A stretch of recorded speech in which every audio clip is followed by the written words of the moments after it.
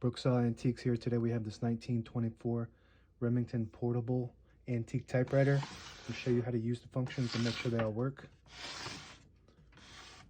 This is the top portion of the case. It is bolted into the bottom portion, and you can just remove 2 screws in the front and 2 screws in the back if you want it to be completely out of the case. To get it to fit in the case correctly, there's a lever on this left side. It's this middle one. If you push that in and push in the knob at the same time, it'll lock it in place, and it also pushes in that knob so it fits snug. And there's 2 little latches in the back that latch in just like that. And you line them up and it snaps right in. And this little clasp, if you just lift it up and push this other button to the left, it'll unlock it. And this is supposed to be where the handle goes that's missing. And to unlock the carriage, you just pull the carriage to the right side. It automatically will unlock it. There's a carriage release on the left side here, so you can move the carriage freely wherever you want it. The margins are located in the back, right here and right here.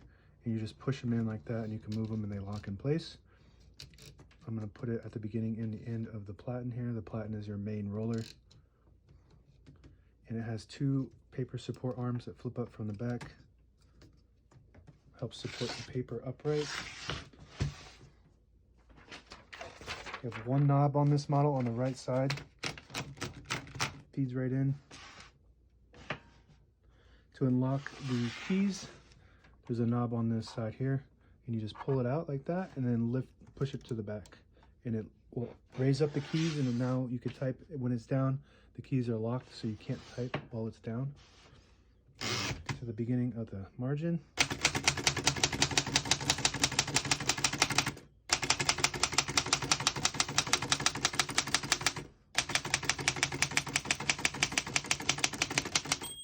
Once you hear the bell, you're at the end of the margin.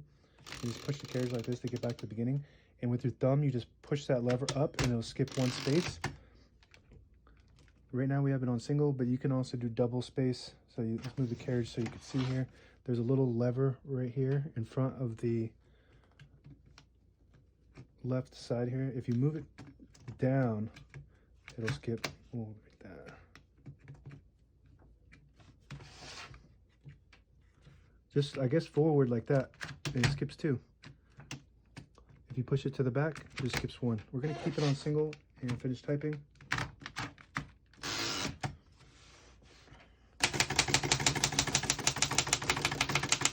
As you can see, all the keys type nice and none of them skip or stick. I'll type a sentence in red on the next line. Switch from black to red. There is a little lever here. Switch it up to the red dot. And we're going to skip another line.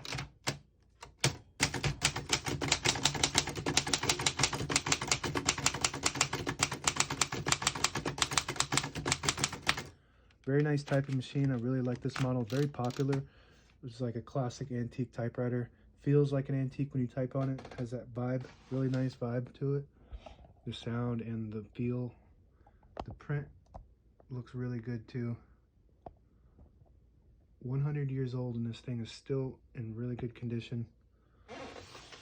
So this is how you want to put the keys back down when you're done using it. Just by flipping that switch, but when we do the rest of the functions, the shift lock doesn't lock unless that's up. So we put that back up and shift lock on the left side. Clear it, just hit the shift button again, and lower that. Backspace on the top right, that works good. The shift on the right side works good. We're going to put this lever back to the bottom so it prints the top portion of the ribbon as a default. And on this side is your paper release lever.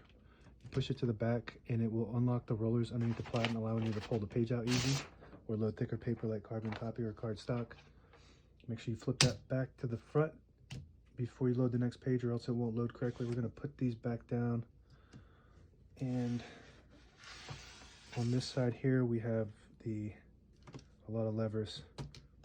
This is your margin release, so when you get to the end of the margin, there's a locking mechanism. So let's put the keys up. So it won't let you hit the platen with that, but if you lift this up, it'll allow you to get past it. That's the margin release.